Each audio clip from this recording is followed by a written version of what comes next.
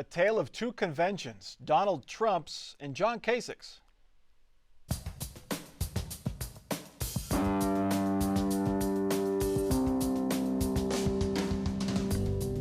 From the Battelle studio at WOSU at COSI, this is Columbus on the Record.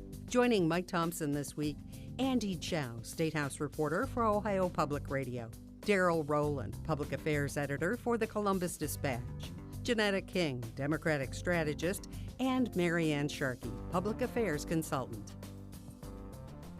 Over the past 13 months, Donald Trump has offended racial, ethnic, and religious groups. He's made disparaging comments about women, called his political foes liars and crooked. He's bragged about the size of his hands. He's changed his position on key issues. He opposes some key conservative issues. But Donald Trump is the Republican Party's nominee for president. Capping an unorthodox convention in Cleveland, Trump said he humbly accepted the GOP nomination. His speech painted a grim picture of America and the world. He said he was the only one who could fix it. He vowed to build a wall, end trade deals, and in his words, put America first. My message is that things have to change, and they have to change right now.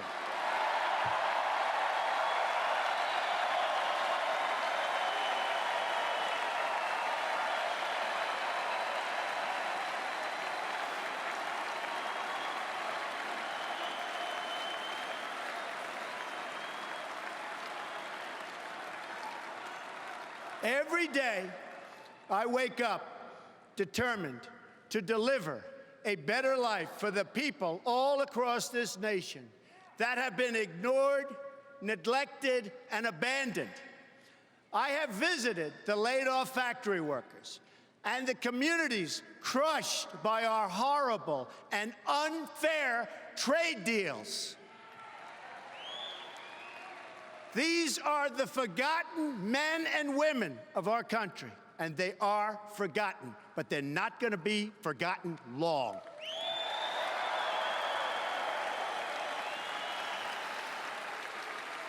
These are people who work hard, but no longer have a voice. I am your voice. Daryl Rowland, really, there was a lot in that speech, but that's the reason why he's the Republican nominee, correct? I don't know. He's sort of channeling Bernie Sanders there. What I found more interesting is that he channeled Richard Nixon from 1968, talking a lot about law and order. In fact, the entire speech was painting a country in chaos and in mortal danger, both domestically and overseas. And as Mr. Trump put it, as only he can change it. Only he can fix it. So here I am, country. I'm coming. I'm reporting for duty. Are things that bad? Does the average American think, Marianne, that things are that bad? Well, I think that, certainly on the trade issue, yes. I think, he's actually speaking to a lot of Ohioans. I drove through Mansfield today, and it's horrible when you drive through some of these communities of Ohio.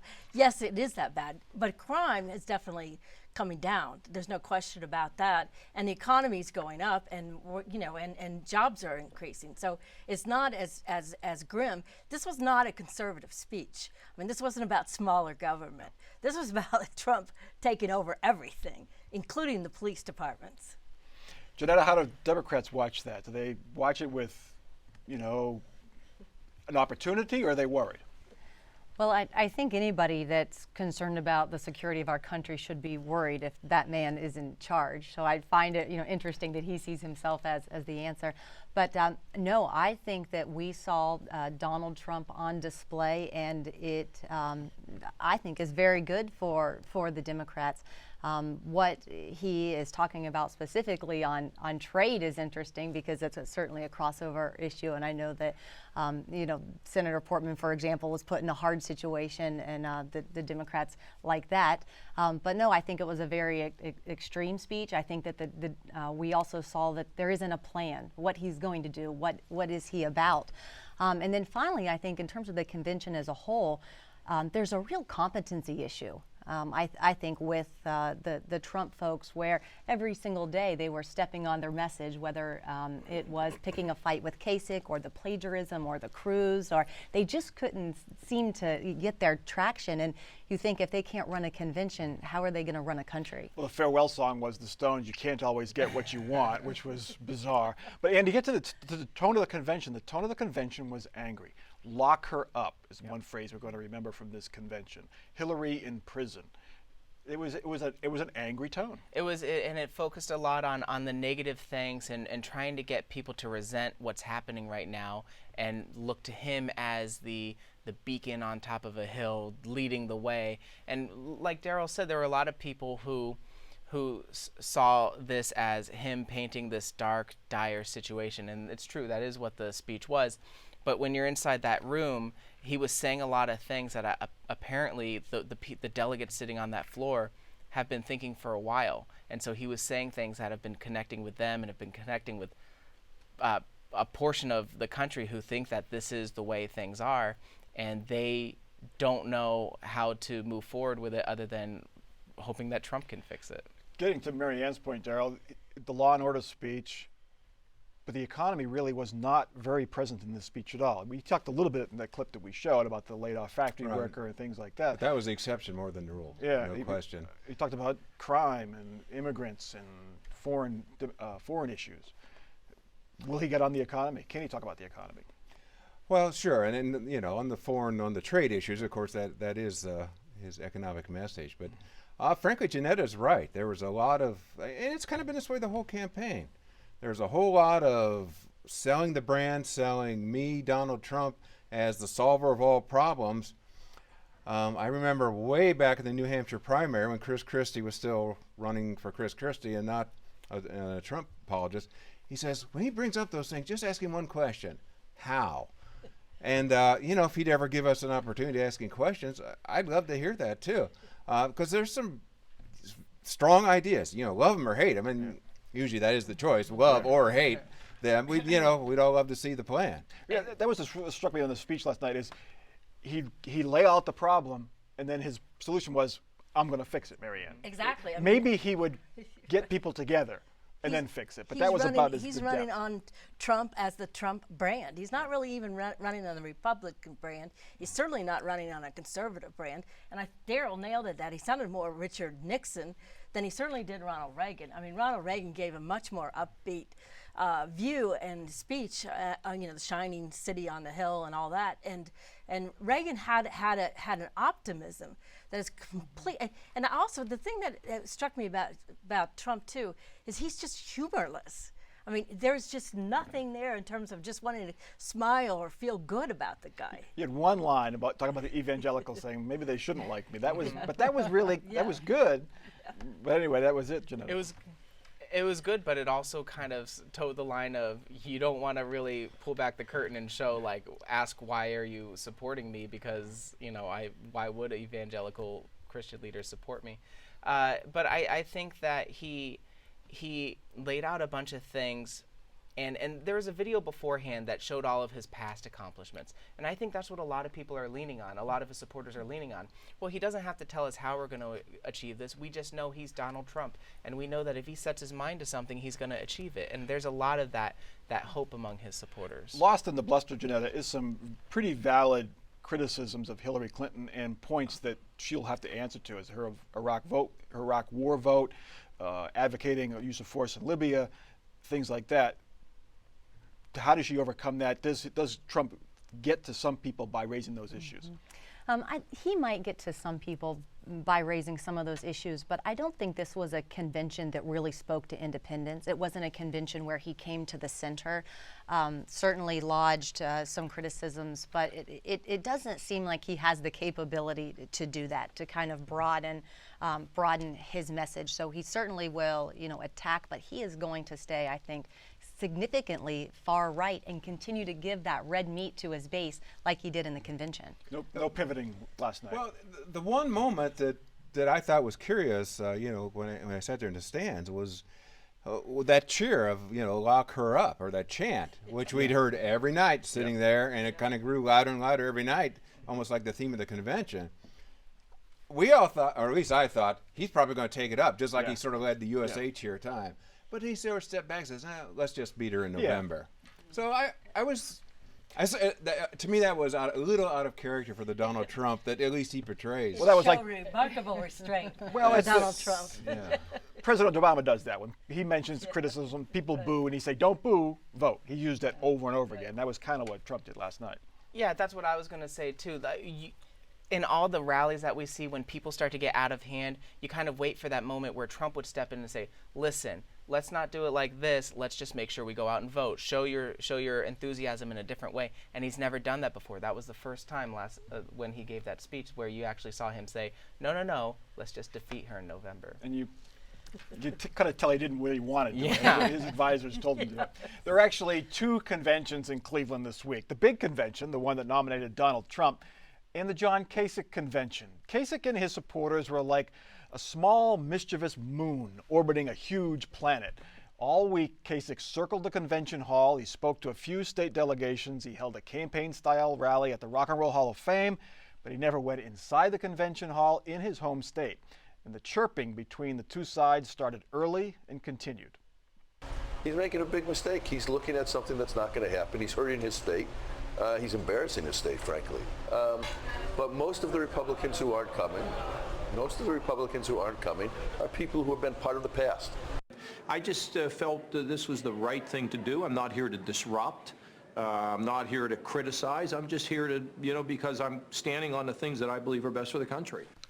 Mary Ann Sharkey, what was John Kasich up to this week? Actually, I think John Kasich played it just right. The delegation was clearly behind him. I think Ohioans were approving of what he was doing. What was he doing? He was staying away from the convention because he didn't want to embrace Donald Trump, and he made that perfectly clear. I mean, I think I would have, if I had been advising him, suggested he go out with Mayor Jackson and do a welcome. I do think that it would have been At the nice convention? at the convention, and I think that would have been a nice gesture. But I mean, John Kasich, he was getting a lot of attaboys everywhere he went, and people seemed very happy and about what he was doing. And I think his ratings will go up in Ohio due to the fact that, and certainly in contrast to Cruz, at least he didn't go into that convention and say something, and sort of sabotage the convention. Well, that's what you heard in Cleveland the Thursday after. Some of the Kasich support, they were supporting him. Right. But before Cruz, they were saying, "Oh, I really wish you it's your home state. How can you neglect that?" Yeah. Even if you don't endorse Trump. Well, then after the Cruz Act, when, I've been doing this since '96, covering conventions. You probably covered ones even earlier. It's the most extraordinary event at a political convention I've ever witnessed in person. It was, you would have thought Draymond Green was getting ready to shoot a free throw in the queue, It was loud. And some people said, well, this was orchestrated by the Trump 4 leaders. Maybe so, but it was coming up from the nosebleed section. There were no 4 leaders up there. So, a lot of folks are saying Kasich looked really well. It was interesting. You go down to the Ohio delegation, you see the signage you see on TV. It says Ohio on. What you probably didn't see on TV was people started autographing it, and somebody even put a John Kasich pin on it, and they were all like, supportive of Kasich on that sign. But how about the argument, Andy, that John Kasich lost, and the Ohio delegation should get behind the nominee and move on? There were 15 other candidates that lost as well, including Ted Cruz, who didn't give up. But what about that argument that this did not come off because they were kind of sore losers? Well, I think that the delegates there are sort of John Kasich's representation. So what John Kasich does, they want to giving him an attaboy and backing him because for Kasich, and I think for a lot of his delegates, it is about the principle of the matter, where Trump has said too many things that they just can't get behind. And if you were to see one of these delegates stand up and cheer him on, knowing all of the things that he said in the past, knowing all of the perceived racist comments and those types of things that Trump has said, there comes a point where, politics or not, you just can't get behind somebody like that. And these are Ohio politicians who want to have careers going forward, and getting behind somebody who not only says these things, but who might lose in November, and jumping on that wagon right now might actually not help. Jeanette, is John Kasich running for president in 2020? Is that what this was this week? Well, if he wants to, I agree. He played it well. And I think it was a strategic mistake for the Trump folks to come in and pick a fight with a very popular governor in his home state. I think that he defends his decision to not endorse in a principled way that makes him, I don't know, look pretty good, especially for all of those people who aren't for Trump. And probably when we see a Trump loss, he's going to be able to say, "I told you so." Does it carry over, Marianne, this lack of enthusiasm for Donald Trump at the convention to a lack of effort in the months going forward in turning out the vote for Donald Trump in the all-important presidential race here in Ohio? I think that's clearly the danger. This delegation felt a little put upon. They felt like they weren't given the proper spot at the convention hall, They're stuck pushed on the into side. a corner Yeah. instead of having the host state position. They were upset about the way the tribute to Bob Bennett and George Voinovich was handled. They felt that they were snubbed, and Joanne Davidson should have been on the stage at that point because she was very close to both of them. There were a number of things in the insults that John Kasich, many people said that they felt like the most hated delegation at the convention. So I think all of these things sort of added up to this was a convention. The delegates from Ohio were not Trump people. They were really regular people who work in politics every single day of their lives. And I think it could very much hurt Trump in terms of his ground game in Ohio. So it's a lost opportunity, Darrell. They picked Cleveland because it was a swing state. It was an area where they had to chip off some votes to try to win Ohio in the fall, and they threw it away, the Trump campaign, it seems. Well, it could well be that way. I mean, there's your political scientists will argue about the spin benefit from the state, the host of convention. But that's part of the reason, to be sure. And did they kick that way just by the way they treated John Kasich and the host people? On the other hand, you look at the Ohio delegation. Even during Trump's speech last night, everyone else was up cheering and all that, and there was a lot of thumb twiddling. There were people looking at their phones. It was. I can see why Trump didn't want them up front and where they'd be on the TV, because it was like, do I have to be here any longer? And there was even a mini chant about 3/4 of the way through the Trump speech. Balloon drop, balloon drop. They're ready for this to be over and get out of there and one last party. There might be a little regret that Cleveland ended up winning because it didn't bode well for a lot of folks, and including Rob Portman. We have to say that things went very well. Whether it was the preparation, you have to give a lot of credit to the preparation, the way the police handled things, and the protesters who didn't get into trouble. Marianne, you were right there. You helped plan for this. It had to be Well, it was relief. a dream come true as far as Cleveland is concerned. The press, the publicity, even Morning Joe's show. I mean, everyone we heard from loved it. And Chief Calvin Williams did a great job of diffusing things. We had a total of 28 arrests when they were preparing for like 1,000 or 2,000 people to be arrested. And at prior conventions, that's in fact the number. Between 1,000 to 2,000 people are usually arrested at these conventions. But Cleveland just really shined in this moment. Okay. The caravan heading from Cleveland across Pennsylvania is the media caravan and the political class caravan, because the Democrats are next. They hold their convention starting Monday at the Wells Fargo Arena in Philadelphia. We still don't know, as of we tape this show on Friday afternoon, who Hillary Clinton's vice presidential pick is going to be. All signs are pointing to Virginia Senator Tim Kaine, but Jeanette King, we don't know that for sure yet. What can we expect from the Democrats next week in Philly? I think you will see a convention with a very different tone than the one we saw in Cleveland. I think that while there'll be acknowledgement of hard times, certainly some instability, you will see examples of different ways to approach that, and it will be more aspirational, it will be more can-do, and it will certainly be more unified. There won't be the drama around folks holding out support for Clinton. So I think we're all very, very hopeful, both in tone and unity. The temptation after a week of Hillary Clinton bashing has got to be a week of Donald Trump bashing. Do we expect to see that next week? There will be some, no doubt, but will there be as much as there was bashing of Hillary Clinton? I think there will be quite a bit of Trump bashing, but I think it'll take place the first couple of days at the convention. And then I think the last 2 days of the convention will be all about Hillary Clinton and a positive view and where she wants to move the country. And I'm sure her husband will give another boffo speech as he did for Obama. And yeah, I think the tone will be different.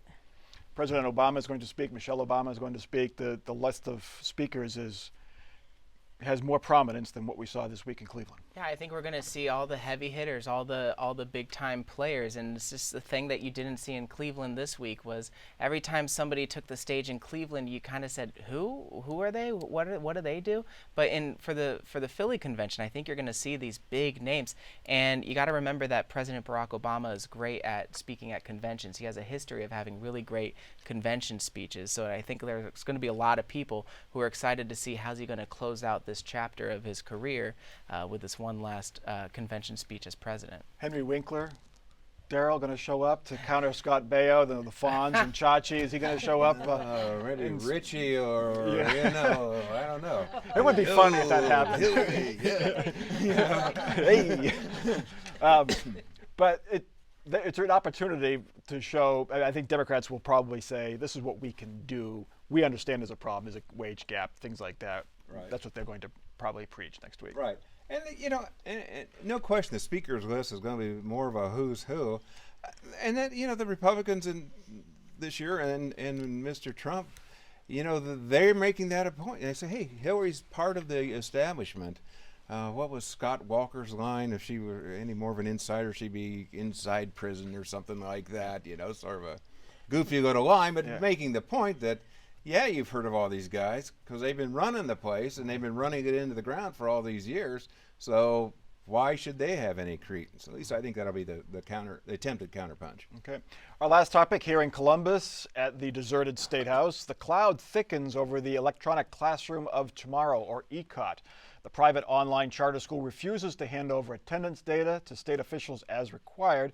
That data likely will show that students have not been logging into the virtual school for the required time. ECOT claims state officials are ignoring a 13-year-old agreement on attendance levels. This week, ECOT lobbied officials at the convention and started running this ad. Going to ECOT changed my life and the lives of over 36,000 students across the state of Ohio. After years of bullying and changing schools, I could finally learn at my own pace. That's why I can't figure out why bureaucrats at the Ohio Department of Education are breaking their word and trying to close my school. Why would they do that? Why would they oppose school choice? And what will happen to kids like me who depended on ECOT? Andy Chow, ECOT going on the offensive here. They went to court, they lobbied convention goers, Republican state office holders, and now this ad. Yeah, I think that this is going to be a critical point in the history of e-schools here in Ohio. What's going to happen, because you've had these legislators who have been trying to protect these online charter schools for a while now, and it seems like the tide is just turning against them. You have the auditor going after them, you have the legislature going after them with a reform bill, and now you have Ohio Department of Education kind of like putting the foot down and say, we need to have all your information. We need to know how much instruction these kids are getting. And so I think times are a little desperate for ECOT right now, because if things don't go their way, I think they have to close down a lot of their schools. Janetta, you worked for Innovation Ohio, longtime critic of charter schools. How are you viewing the change, it seems, among state officials to closely look at least at ECOT? Well, it's refreshing. Hopefully they don't cave this fall when they come back and do some more legislating, but it's refreshing. And at the end of the day, we're talking about a lot of students who may not have gotten the education that they deserve. And it really isn't about being anti-school choice. It's, if there is going to be a choice, it needs to be one that parents can feel good about and that actually do educate children. And when I was at Innovation Ohio, we talked a lot about the transaction here that Lager, who was the founder of ECOT, has given over $1 million to elected officials, mostly GOP, in the State House. And that works for a while, and he got hundreds of millions for ECOT in return. But when you start making the elected officials look bad, not answering questions about simple enrollment numbers or learning time, I think that transaction may have come to an head here. Okay, we got to get to our final off-the-record parting shots, and we will start with Mary Ann Sharkey. Well, I would say that we're going to see A-listers at the Democratic Convention in Philadelphia. I think the Hollywood stars will be out, and it'll make for some great celebrity watching. Cleveland, unfortunately, we got mainly the D list. Duck Dynasty? Yeah. Duck Dynasty, Marianne. Oh, I'm I disappointed. went at Uncle's side. Janetta. Yeah. I think now we are going to be off to the races after next week. We're really going to be, in the heat of it. And I think that we are going to see a lot bigger of an issue made of Donald Trump not releasing his taxes. Okay. Daryl. Well, we said it earlier, but I think it bears repeating. The city of Cleveland, A+ all across the board. Everyone was singing its praises. And frankly, the safety plan. I've seen police do things with bicycles that I've never seen before in crowd control. We were told that this is probably going to be a model now for major events to come. How it was done in Cleveland. They're going to use the Cleveland model. Great.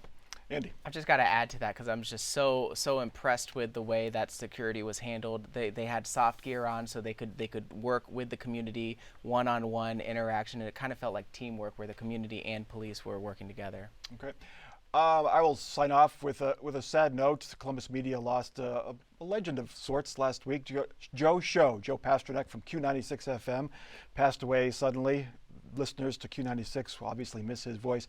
We at WOSU will miss him because Joe was a huge supporter of us. He always worked during auction. He was tireless in the hours that he put in to help us raise money. He was a consumer of WOSU TV. He loved the science and nature shows. So to Joe Show, we'll miss you, and to his family, our deepest condolences. That is Columbus on the Record for this week. Check us out online, Facebook, Twitter, our website, WOSU.org. For our crew and for our panel, I'm Mike Thompson. Have a good week.